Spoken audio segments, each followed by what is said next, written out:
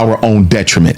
Every problem that the white man has introduced into the black community, the black church has taken that problem, evangelicized it in a way that makes black people think it either ain't that bad or there's nothing they can do about it until Jesus comes. That's slave time religion. And my issue with black religion is my same issue with black politics.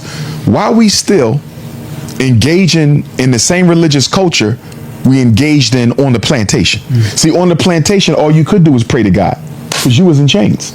God had to solve your problems. You weren't allowed to do shit. Now you $2 trillion in America, at least half as much in Canada. You understand? You got enough revenue to do something for yourself now, but we still on hands and knees begging God. Part of the science of prayer, as I teach, you pray for what you can't do. You never pray for what you can do. To pray for what you can do is an insult against the Creator. You see what I'm saying? Too often we're praying for what we can do.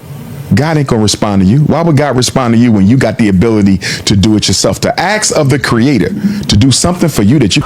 Welcome and thank you for watching. As you know, this is Afro Revolt, a channel that always try to bring to you whatever is trending across the globe. So religion is something that has taken a long time for so many people to understand, and it begs a question of what really religion means, and on this, what does it mean to the black race? Is it something that was created to control the livelihoods of the blacks? Was it a choreography to ensure that Africa is under control of the Western countries? This is what we are trying to unravel in this video, whereby Umar Johnson is speaking about the religious leaders in the black community and how religion has played a big role in shaping the livelihoods in the black community. Let's watch and make a comment. That's perfect. Can we go into the religious topic there, based off of that? So you've been kind of very outspoken about like religious leaders. I think specifically in the Joe Budden Patreon episodes, So he did release both episodes. He did. They were both one is out. Yes, the second one, and that was a while ago. The other day and say, why Joe Budden ain't released part 2? So maybe that's on YouTube, but I have Joe Budden's Patreon. And so on the Patreon, the whole interview can be seen. I watched both the interviews. It's part 1 and part 2. Okay, so I can let them know it's out there. Yes. So, and you specifically called religious leaders or I think you were specifically talking about pastors. Maybe the ones that you've experienced. I'm not sure if you were being general when you were saying it, but you called them kind of narcissists. You said they're doing it a lot of the time for their own to fulfill their egos. Is that based on your experience, or is that something that you believe as a whole? And I'll go into something a little bit. My dad's a pastor, and I've specifically watched him my entire life. He became a pastor, I believe, 2 years before I was born, and I watched him my entire life not be that person, not be the narcissist, not do it for the money, and really be, first of all, an activist within my community in Toronto, and actually helping people. One thing that you talk about a lot is building institutions, and he's definitely not been able to build a building as an institution, but he himself has been an institution for people. Whether it's religious, whether it's if you need groceries and you're broke, he's done that for people. He's done everything. So when you speak about pastors like that, is that based on your experience, or is that based on something that you think is a general thing? Like, do you think that's for everybody? Based on my study of the institution of religion amongst African people all around the world, historically and in modern times. So there are exceptions to the rule. Okay, my 4 times great grand uncle, a gentleman by the name of Bishop Henry. Excuse me, I'm confusing Bishop Henry Turner with Bishop Alexander Wayman. Okay, so Bishop Alexander Wayman, who is the 7th bishop under Richard Allen in the African and Methodist Episcopal Church. That is my 4 times great grand uncle. My 3 times great grandfather was married to his niece, my grandmother Annie Wayman. Okay, he was a manager of the Philadelphia Underground Railroad. He fought against slavery. I believe he helped recruit for the Civil War. He was a preacher. Bishop Henry McNeil Turner was a race man and a preacher. Most of my Pan-Africanist forefathers were pastors. Henry Highland Garnett, pastor. Alexander Crummell, pastor. Henry McNeil Turner, pastor. Edward Wilmot Blyden, pastor. You follow me? Yeah. So I don't have an issue with the church because my Pan-Africanist forefathers were of the church. Yeah. My issue is the way in which the black church has been reconstructed in modern time, right? Into an institution of exploitation, no longer an institution of salvation. In other words, pastors and politicians are no longer what they used to be for black people in this world, right? That's you. And when you look at the church, it almost deifies poverty. It almost deifies powerlessness. The way in which religion is taught to black people makes them comfortable being oppressed. It no longer has a revolutionary spirit because remember, religion was at the heart of the Haitian Revolution, but it was African religion. Dr. King was a pastor. Malcolm was a Muslim. You see, so we've seen where religion was used as a revolutionary force. But how long has it been since we've seen religion be used as a revolutionary force? In my opinion, religion takes three things from black people we cannot afford to waste: too much of our time, too much of our money, and too much of our hope and energy. The reason why governments are not afraid of black religion anymore, because black religion protects the government by evangelizing oppression as if it's coming from God and not the white man. In other words, we got to wait on God to fix our problems as opposed to rising up against the white power structure and crushing it. How many black preachers can we say in Toronto right now or Montreal right now?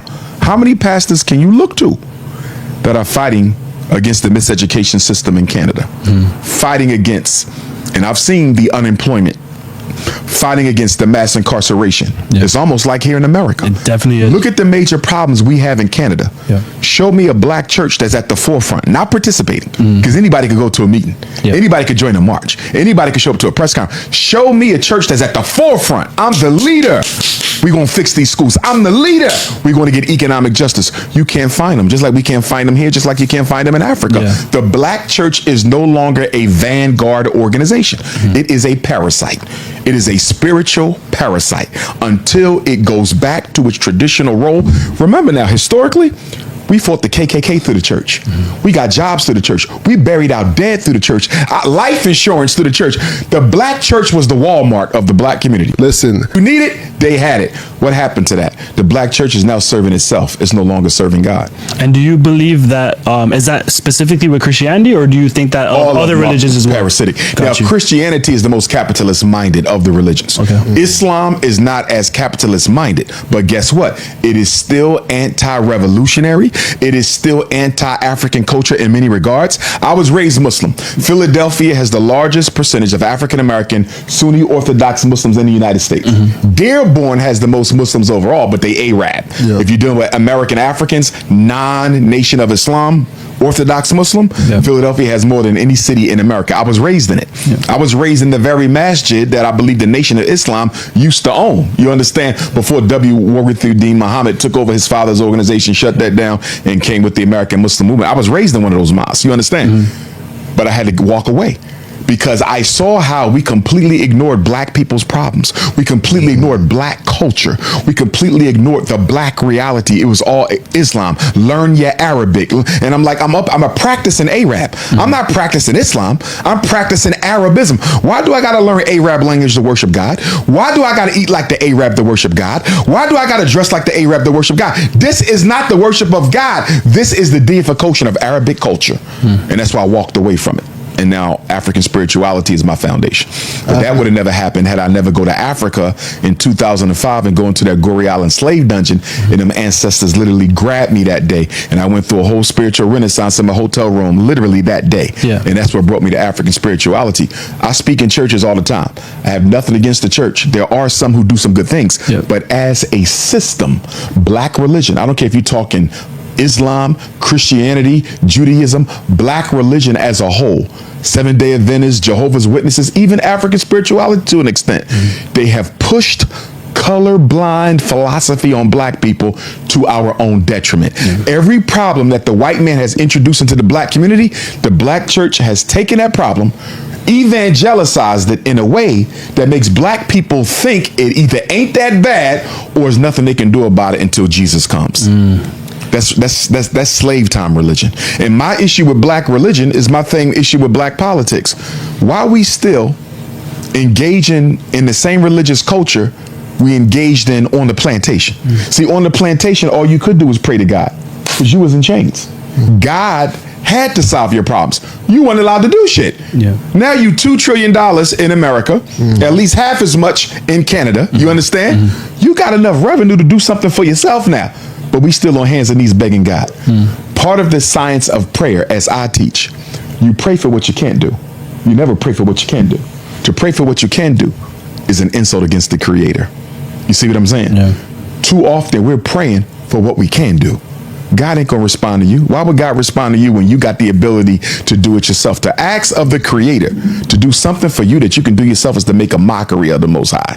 So would you say that you're looking for kind of just more of an advancement of what that old culture is around I'm looking religion, for a like progression? reconstruction. Okay, It needs to be reconstruction. reconstructed. Reconstruction. And to your point that you opened up with, Yeah. I do believe that 99.9% of all religious leaders are in it for themselves. Got you. I look at all the brothers I know who went to jail, came out, opened up a church because it was the only hustle that was there.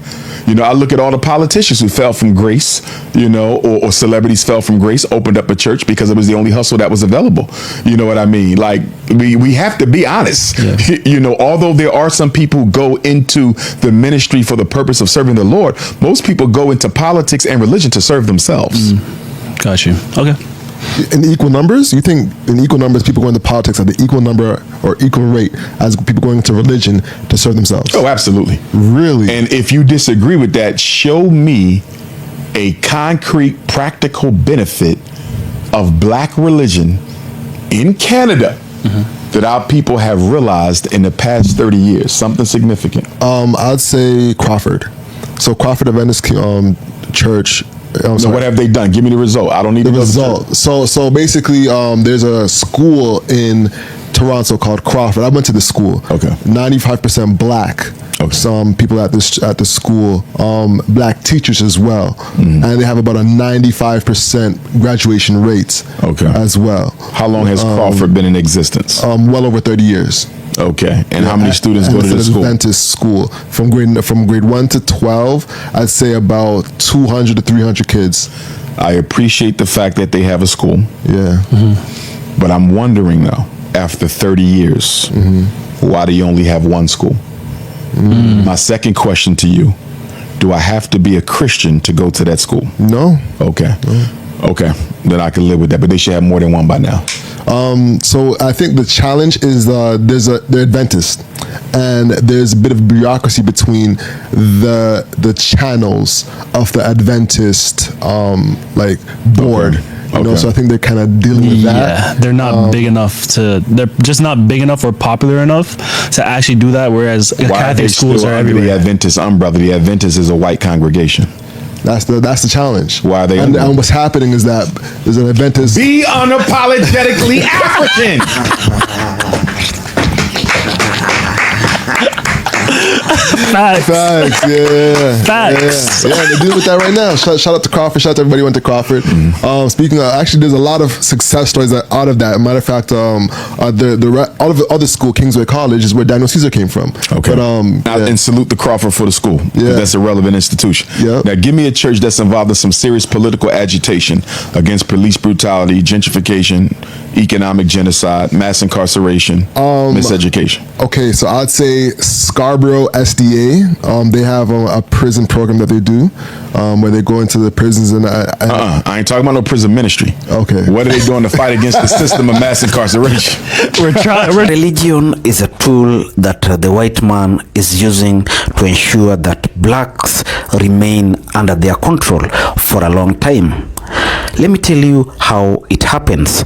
Religious teachings have always been based on ensuring that everyone knows that God is superior and he is a white, whereby pictures of Satan have always come out to be black. Does it mean that whites are more superior than the blacks, or was it depicting a sense of superiority on the black man? Is religion something that was created to ensure that Africa remains under control for a long time? This is something we have to unravel so that we understand what really religion is. I don't want to talk much on this video because it has also proven that religious leaders take advantage of their followers to make resources and become rich in the African societies. They have turned these groupings to be where they milk the poor Africans and subject them to high level of poverty without caring about their livelihoods. It's a matter of time that we have to understand what religion is so that we know who God is. Does he need a society where people are suffering on streets, yet money is collected in churches to go to preachers who become massively rich at the expense of the poor people? In some instances, they lie to their congregation that if you give some offerings, they'll get some blessings in terms of money, cars, houses, big houses, which has been ways of brainwashing the African continent or the black man. It is high time we open our eyes as black man. So I said, as I've said earlier, I don't want to talk much on this video, but I want you to tell me what you feel about religion in the black community in the comment section, so that when we come to our discussions, we know what really religion means to the black society. Hit our comment section and tell us what you feel. Also, if you're watching us for the first time, kindly consider making a subscription and share this video. Thank you, and may God bless you.